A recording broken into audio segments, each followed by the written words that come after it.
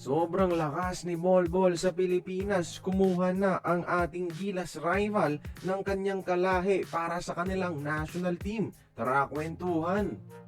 Sa pagdating ni Bolbol sa PBA mga idol, marami na kaagad gustong makitang maging naturalized player sa Gilas ang 7'3 South Sudanese center.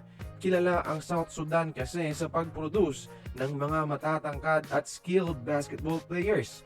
Best example sa PBA imports ay si Bolbol ng TNT at si Nuni Omot na pinauwi ng Magnolia mga idol. Habang nag-iingay ang mga South Sudanese sa ating liga, yung latest Asian rival natin na Chinese Taipei mga idol ay tahimik pala na bumuo ng isang master plan. Kumuha sila ngayon ng isang kalahi ni Bolbol na South Sudanese mga idol.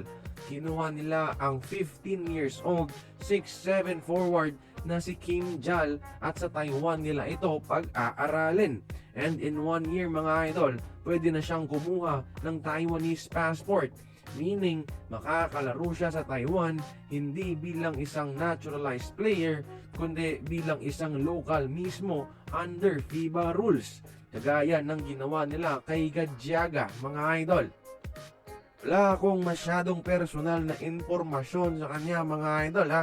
Basta ang alam ko, South Sudanese siya at 6'7" na ang tangkad sa edad na 15 years old. So expected na tatangkad pa ito mga idol, estimated to be around 6'10" after puberty.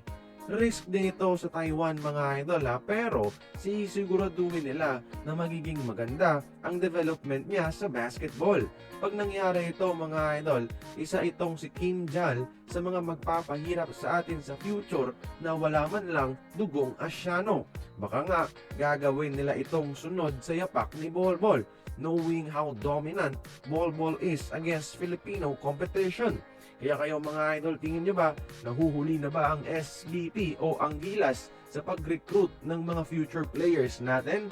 Join the conversation, mag-komento lamang sa ibaba.